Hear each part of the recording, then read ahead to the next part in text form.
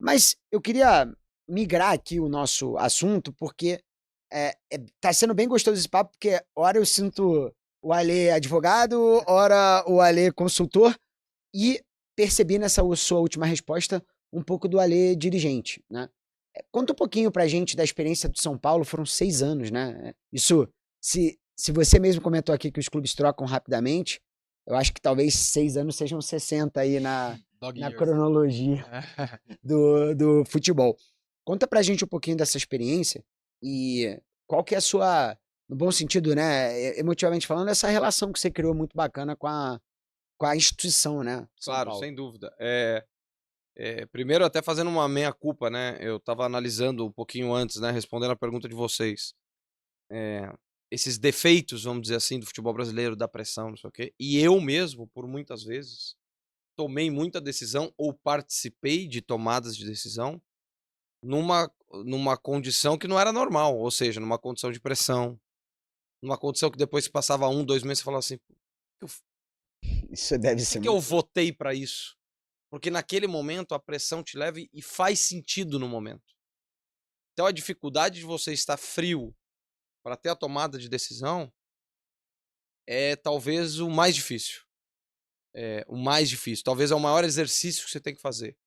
Por exemplo, eu vou dar 2 exemplos aqui de 2 figuras que pra mim são referências nessa área que eu já fui, que é Rodrigo Caetano e Alexandre Matos, cada um do seu jeito, mas os 2 têm a mesma qualidade, que é a frieza na tomada de decisão.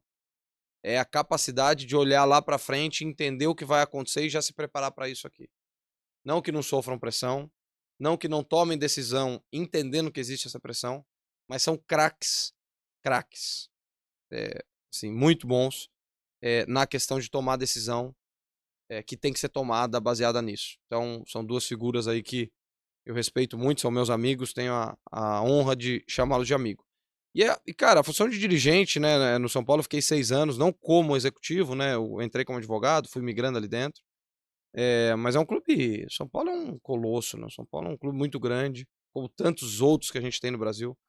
É um clube muito político, né, muito político, muito. Assim como tantos outros que a gente tem no Brasil. Mas eu vejo, agora essa semana que a gente está fazendo aqui, o podcast, é uma semana que o São Paulo está pressionado, acabou de ser eliminado da Libertadores, etc. Muito se fala, eu tenho pouca informação e pouca relação com as pessoas de diretoria do São Paulo hoje, né? Pouquíssimo. Tenho mais com os funcionários, com os jogadores, etc., que ainda tenho muita relação. Então eu não tenho informação, eu vou te fazer uma análise do que eu tô olhando de fora, né? Muito tem se falado do Júlio Casares, do presidente, que vendeu jogadores baratos, que faltou os jogadores, que se tivesse jogadores ia classificar. Cara, assim, eu não sei vamos dizer assim, as premissas que levaram o presidente ou toda a diretoria do São Paulo a tomar as decisões que tomou, mas, cara, é muito difícil ser presidente de São Paulo. Eu tenho certeza que o presidente Júlio tentou ou fez o melhor para o São Paulo. Eu tenho certeza que não tomou nenhuma decisão dizendo assim: "Não, não, para mim é isso". Ele fez acreditando, com elementos que às vezes, o jogador não ia jogar. Pô, porque o São Paulo poderia ter sido eliminado da Libertadores, por exemplo, e a notícia com todos os jogadores, sem vender ninguém, e a notícia talvez fosse: São Paulo foi eliminado porque estava com 2 meses de imagem atrasada, porque talvez não teve o recurso para poder deixar tudo em dia e não então, é muito difícil ser presidente de São Paulo. É muito difícil tomar a decisão certa. Então, eu olho de fora, parece que é uma coisa simples, fácil. Cara, é muito difícil. Só um parênteses aqui em cima do que você colocou de vindo até do ponto do Alexandre Matos, Rodrigo Caetano, que você no final do dia tem que tomar uma decisão já preparado pelo efeito, né. Como que hoje você vê tomar essa decisão fria? Como que é tomar essa decisão fria hoje em dia? Você vai fazer uma escolha, igual você comentou, porque no final do dia, pelo que parece é que se a bola não entrar, a crítica vai vir, né, pelo esse contexto geral, seja de conselheiro, seja de E a crítica, velho, a crítica ela tem que vir mesmo. uhum. O problema não é a crítica. O problema é quando o clube internamente começa a tomar as decisões baseada na crítica e não no que tá vendo. E não no que tá vendo. Que era o caso lá em 2020 da gente com o Diniz no São Paulo. Uhum. Eliminado do Campeonato Paulista, pelo Mirassol. numa quarta de final, tomou um gol no final, 3-2, se eu não me engano, foi o jogo. Eliminado da Libertadores, num grupo que tinha River Plate, LDU e um time lá em Juliaca, 4.500 metros de altitude. Maior altitude que um clube brasileiro já jogou. Eliminado da Sul-Americana pelo Lanús com um gol no final no Morumbi. Líder do Campeonato Brasileiro, até ali o momento que eu saí, que foi 31 de dezembro, foi aquele torneio, aquele campeonato que se estendeu até fevereiro por causa da pandemia. E aí o Diniz tinha 78% de aproveitamento, a partir de 1º de janeiro teve 15% de aproveitamento. Enfim, perdeu o título naquele ano pro Flamengo. Perdeu Né? pro Flamengo. Quase pro Inter e perdeu no fim pro Flamengo. Rogério, 2020, treinador. né? Foi o episódio do Mascaradinho. Né? Isso, todo mundo ficou exato. ele com o Do Tietê. Tietê, que as pessoas ficaram falando e culpando por 4 ou 5 anos, e hoje Tietê e Diniz trabalhando junto no São Paulo, Tietê no Vasco, Tietê titular do Vasco, tudo bem. Então, assim, o quanto que essa história atrapalhou o Diniz, ou atrapalhou o São Paulo, ou atrapalhou o Tietê, e as pessoas continuam nisso. Mas, assim, essa questão, por que eu dei o exemplo do Diniz? Porque naquele momento a gente tava vendo que o trabalho era bom. A gente tava, cara, o trabalho é esse daqui. Ah, não tá dando resultado, infelizmente, mas o trabalho é esse daqui. É aquele trabalho dele que fez o Antony render 38 milhões de euros pro São Paulo. Que quando o Diniz chega, o Antony tá no banco. O Igor Gomes, o Sara, que era, se o Sara é jogador, eu sou astronauta. Olha o Gabriel Sara aí, maior compra da história do Galatasaray. Craque. Todos esses, e muitos outros, hein? Muitos outros jogadores que passaram ali, Diego Carlos, zagueiro, o Igor Gomes já falei, enfim, o Luan, que foi, Brenner, voltou, né, o atacante. Brenner, que foi vendido na época pra MLS, não, foi pra MLS na época, enfim. Então, e tantos outros, cara, muitos e muitos e muitos. Então, assim, a dificuldade da crítica é essa.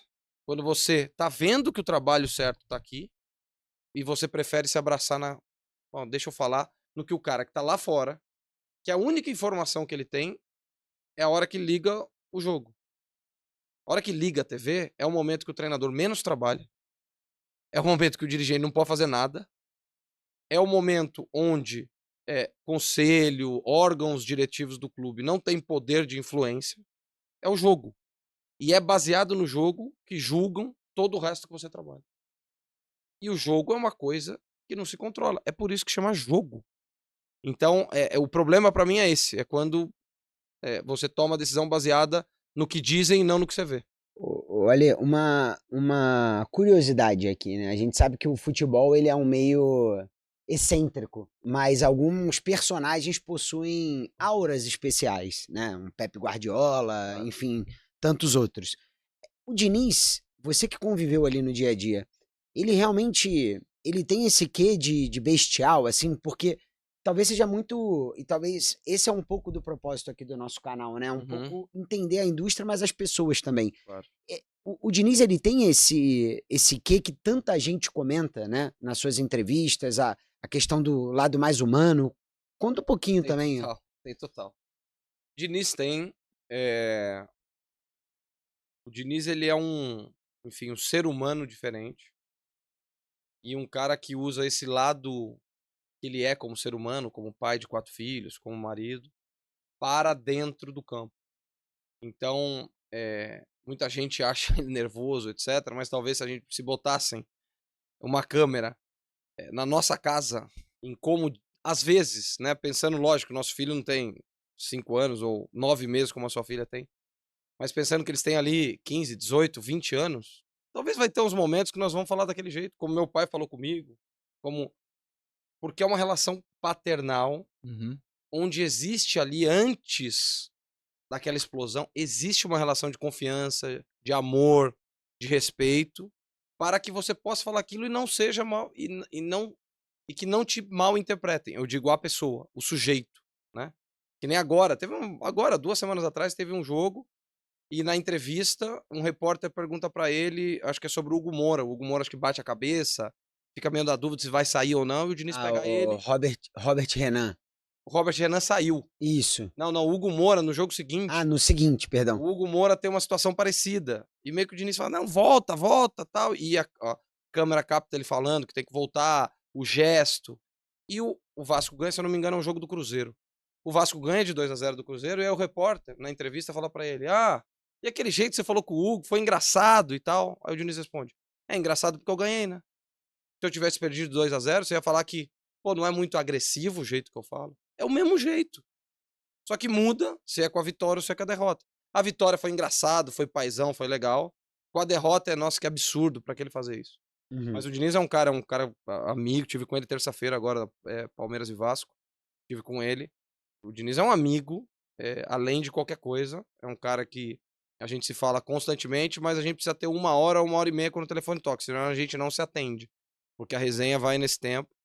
É um cara especial, é um treinador muito bom, diferente, genial, mas eu também tenho aprendido, né? Gosto muito de me inspirar nas pessoas e aprender com as pessoas. Eu também tenho aprendido a admirar diferentes características de muita gente, cara. Então, se a gente pensa em outros treinadores, se a gente pensa em outras figuras, pô, cada um tem a sua genialidade, cada um tem o seu jeito. E eu acho que o segredo é respeitar o jeito de cada um e explorar esse melhor jeito de cada um.